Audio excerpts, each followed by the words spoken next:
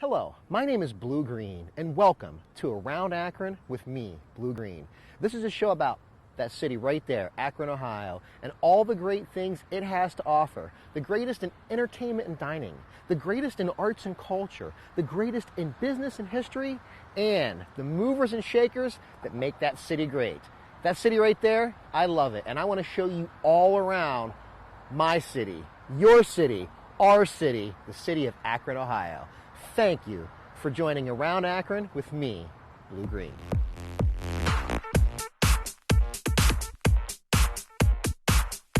We got a jam-packed show ahead of you today.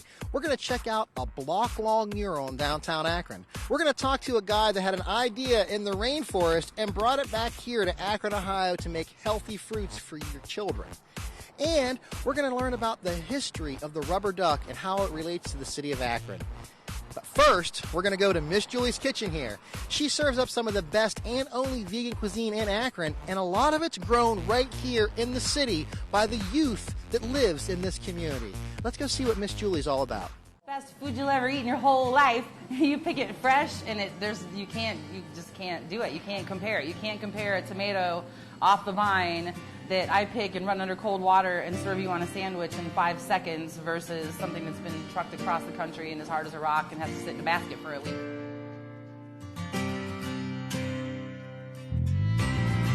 Right now, we are farming 3 acres of vacant city property that I've had for 4 years, and we grow specifically what we want for the restaurant, stuff that I can't always get everywhere in enough quantity, and a lot of herbs that I can go pick quickly, lots of tomatoes, green tomatoes. I have a summer youth program. There's 14 kids working, probably about half of them are in the garden, the other half are here at the kitchen. I do sell produce directly, but only at the Summit Lake Farmers Market because that's where the gardens are at, and I want to be able to, sell them the food that's grown right there in their neighborhood and that their kids have participated in planting, and grandkids and nieces, and you know what I'm saying. It's kind of a family thing going on.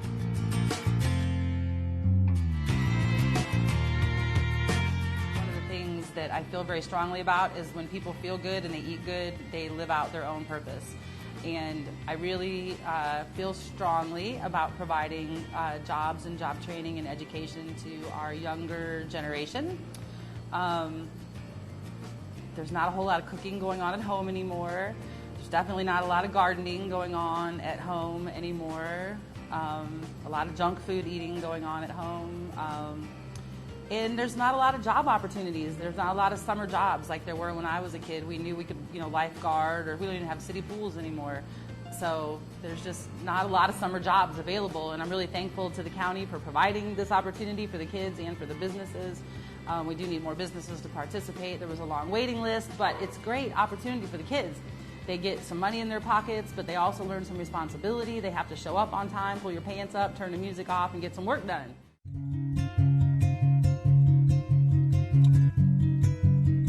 I like to grow the things that are most usable for me, like fried green tomatoes. We go through billions of green tomatoes just for that purpose. But when you buy them from the store, they're hard as a rock, and they don't have the flavor, and they don't develop the sugars, and it's just not the same. I don't know how else to say it. It's just not the same.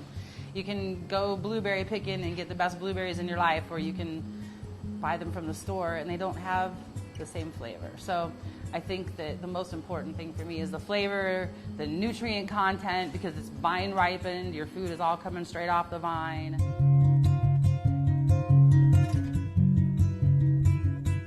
When you get all your food from the same source, and I don't mean to be dissing nobody, because I know that's how the general population gets their food. But once you taste fresh, organic food right out of the garden, you just can't deny it. So that's kind of like level number 1 of what I'm doing around here, is as fresh as possible. I do buy from other local farmers what I can't get enough of or what I don't grow enough of. And then we put up a lot of food for the winter so that we'll have food. I grow a lot of dried beans, 5 different kinds of dried beans, so that we can shell them and just put them in a bag and cook soups all winter long. And they're beans that you can't go to Giant Eagle and buy.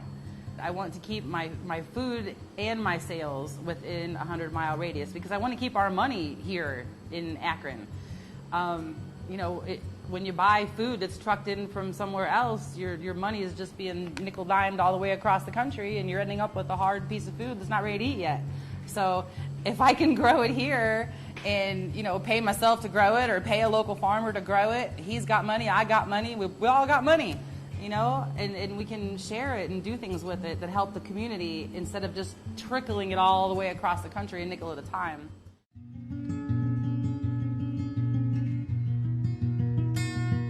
We are an all-vegan restaurant. We don't do animal products. We don't have meat, chicken, eggs, fish. We do have other protein sources. You know, like I said, we do beans. We do a lot of greens. We use all whole grains. They're all local. But kind of my point to that is that you don't have to eat animal products in every meal of your life. So I had to learn how to cook food, like turnips. Who wants to eat turnips? I didn't know about eating no stupid turnips, but when I figured out I could cook them really, really good with some greens and put them on some grits and some hot sauce, it was on. I want people to understand that they don't have to have meat at every meal. You're not going to die if you don't eat meat at every meal. And it helps to lower your carbon footprint. It helps to lower the you know, the grains that are being eaten by animals and make them available for food. I mean, there's all kinds of different angles you can look at being a vegan. You can call it a plant-based diet. I'm not the one to argue all that. I'm the one here to argue that you can eat some really good food if you know how to cook it and pick it and grow it, and just makes it amazing.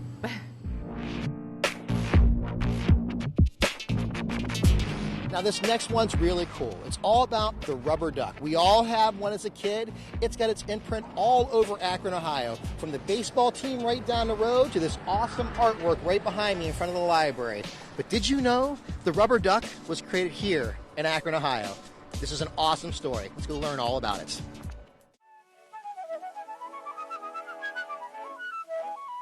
Akron is the birthplace of the rubber ducky. And this is, the rubber ducky was invented by a fellow named Dietrich Rempel. Middle initial G, he called himself DG. So DG Rempel is the father of the rubber ducky. Now, the rubber ducky you might be thinking of is, you know, a Sesame Street design. But in my hand is one of D.G. Rempel's very first rubber ducks. And he not only invented the manufacturing method to make a hollow-bodied rubber object, but he invented the squeaky. Here's one of Sun Rubber Company's rubber ducks. We know this is a Disney product. This Sun Rubber had a license to make these. This is to go in the tub, and you put a bar of soap there. So these were the Cadillacs of rubber toys. The Rempel Manufacturing made the finest rubber toys that there has ever been, and they're extremely collectible today. Some of them going on eBay for upwards of $200, $300, $400 a piece. D.G. Rempel is a good story. He was a white Russian, had to flee the Bolshevik Revolution, and he ended up in the United States, and he came to Akron. He got a job with the Sun Rubber Company, who was a manufacturer of rubber toys. But back then, and we're talking the 1920s, rubber toys were solid rubber, as were most any rubber product at the time. So if this were a solid rubber duck, it would weigh at least a pound. And if you hauled off and threw this and hit your little sister with it, oh, you'd be in big trouble. But since he's now hollow, it made it a completely different toy. Working for Sun Rubber, Mr. Rempel, I believe that he started off as a janitor, but eventually the owner realized that he had some artistic talent. So he asked Rempel to make molds, clay molds of some toys that would later become their products. They ceased manufacturing toys during World War II and devoted their manufacturing production to the war effort. They made gas masks and things like this. But after the war, Mr. Rempel went off on his own. He had recently patented rotocast molding and blow molding, which are still today amongst the most valuable rubber and plastic manufacturing techniques. Everything from a soda bottle to car parts are made by rotocast molding.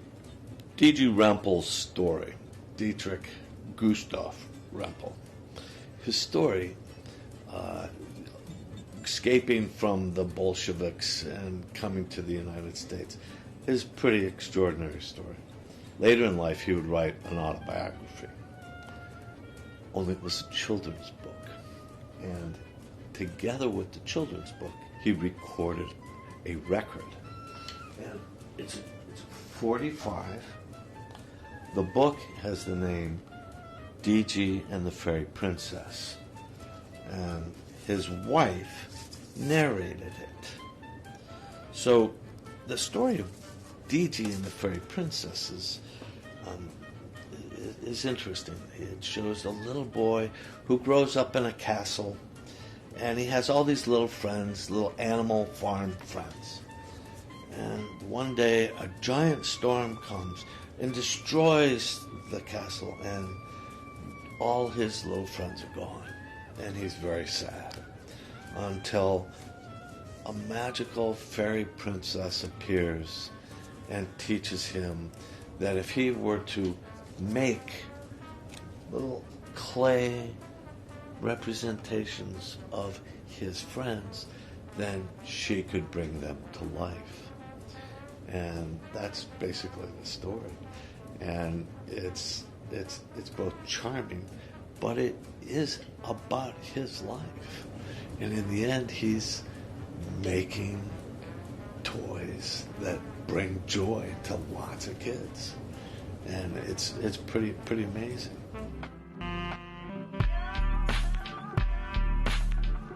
Our next segment is a segment I call Movers and Shakers. It's the people in Akron that are making a difference. It's the entrepreneurs in Akron. It's the one with the big ideas. I get down and sit with them, and they share some of their secrets about how they became an entrepreneur or a mover and shaker in the city of Akron. The first person we're going to interview is Evan Delahanty of Peaceful Fruits. Now, Peaceful Fruits is a great idea for healthy fruit snacks that came all the way from the Amazon to be handmade right here in Akron, Ohio. Let's go check out this Peaceful Fruits thing and see what it's all about. When I think about entrepreneurship, it definitely has always been a part of my life in the sense of I've always been a kind of person that enjoys looking at things from different angles and trying to figure out what's the efficient way, what's the different way to solve that problem.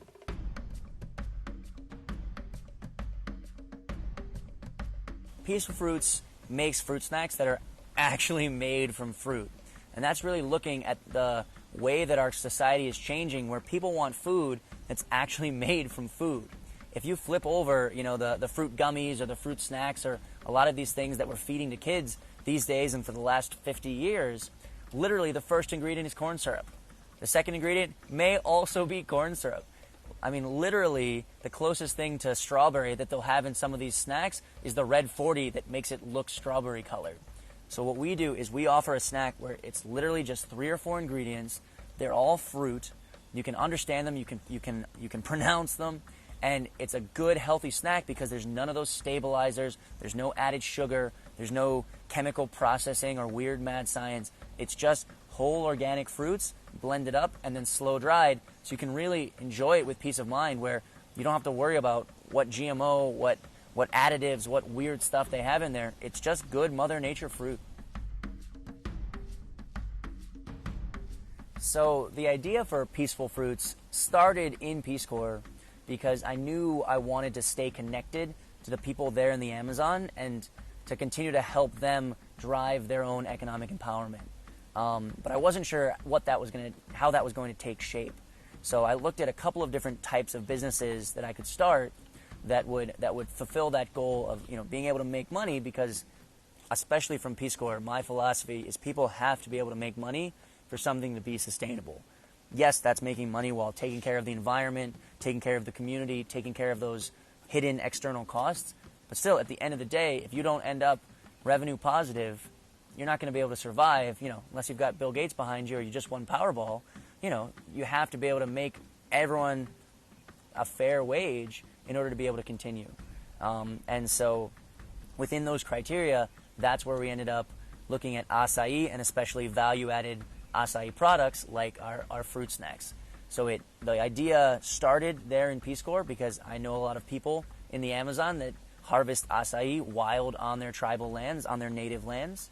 And as I came back and I thought about that more and, you know, researched the market and saw an opportunity, I realized that that was something I could make into a real business opportunity. So the goal of Peaceful Fruits is to create real living wages for the people in the Amazon and also here in Akron, where we work with folks with disabilities.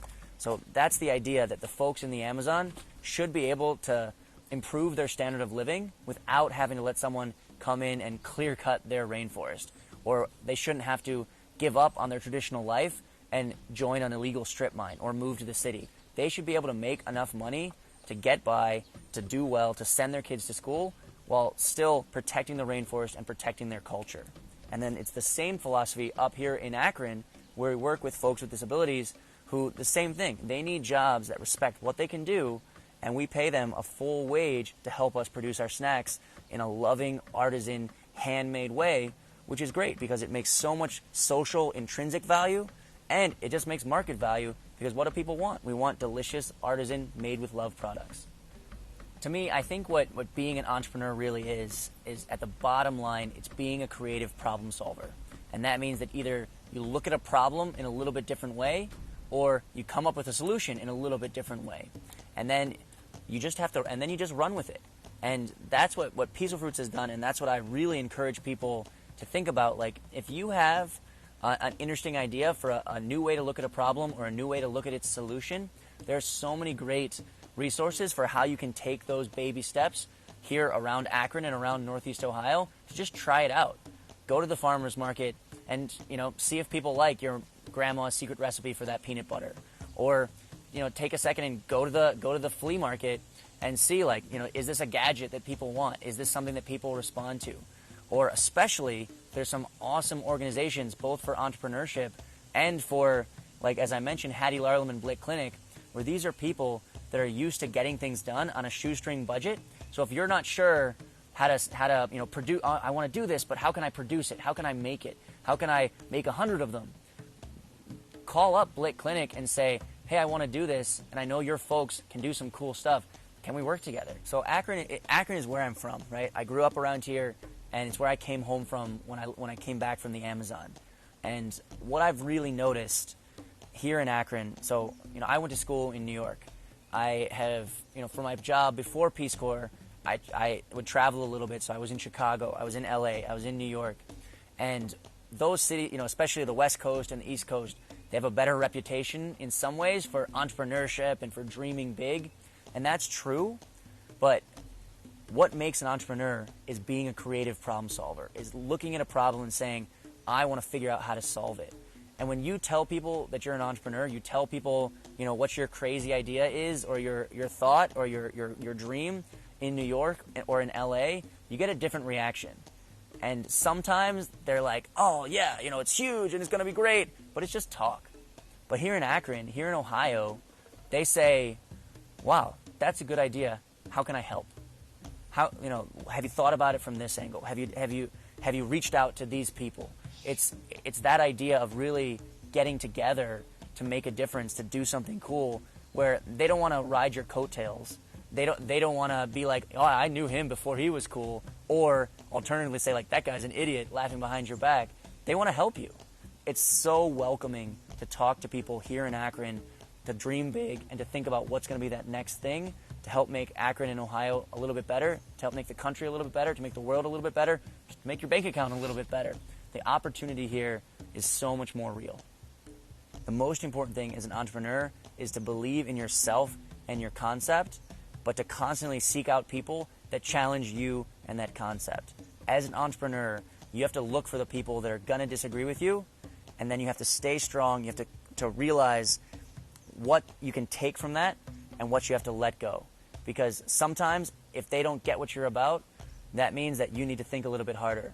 But 95% of the time, it's because they're not in your target market.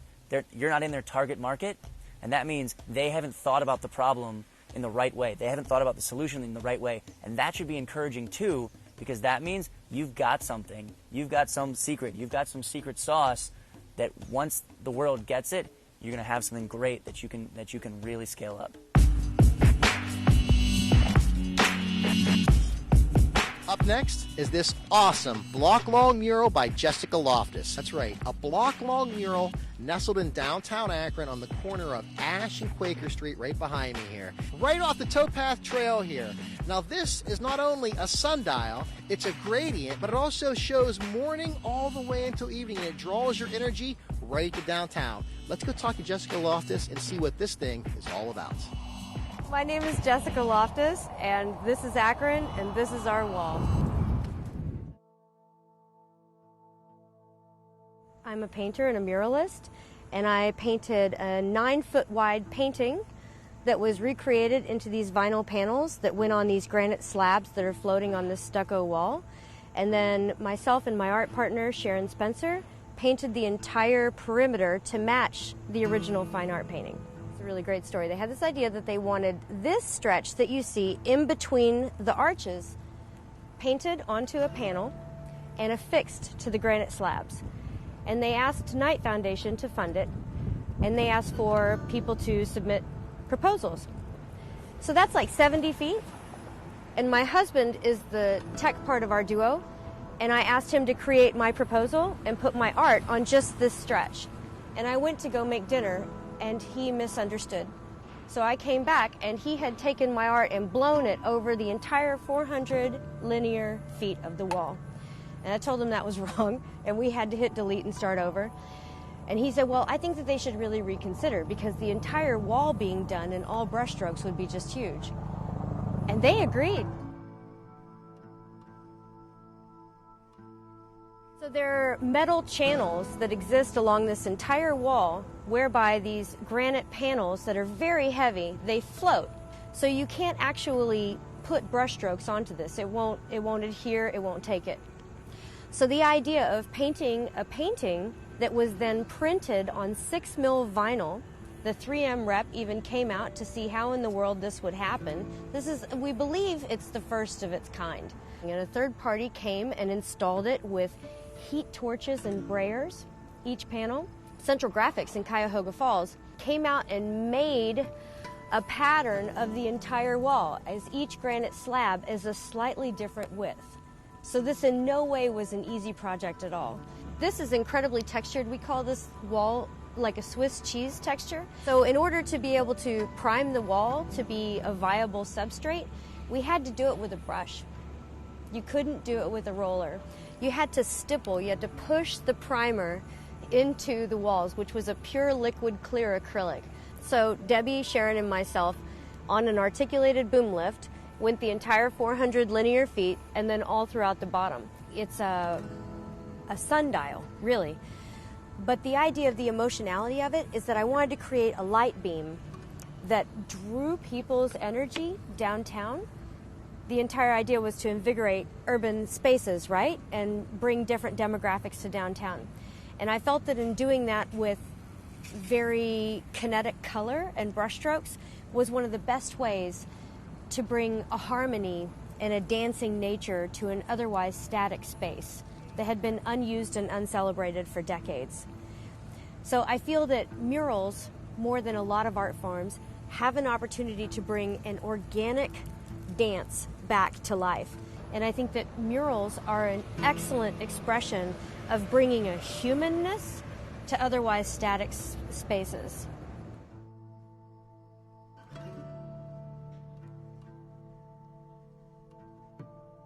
No two walls are alike. Every situation is as unique as dramatic as this is going to sound, it's almost as unique as individuals themselves. When was the wall made? What sort of substrate is it? This wall has calcium and lime that are going to continue to let from the building itself over decades. And if you don't understand the individual nature of each wall, how the sunlight hits it, what's going to happen? Is it a wind tunnel? Does it get a lot of rain? Does the wall need to be scrubbed off? All of your efforts will be for naught. So loving that wall and creating that wall into being a viable substrate is one of the most important things that you can do. And then go crazy. And it doesn't have to look like any one particular thing. We don't really need illustrative stories on walls anymore for you to tell your story and express your unique and individual nature. Every one of us has a story burning inside of us, but it can absolutely be done with color and form. It doesn't have to be done with one particular story that is of a static nature. Express yourself, just like you would with dance. Just do it with a brush in your hand. Thank you for tuning in to Around Akron with Blue Green. Check us out on Facebook, Instagram, and on our website at www.aroundakronwithbluegreen.com. And remember, tell your friends, tell your family, tell everyone you know all the great things the city of Akron has to offer.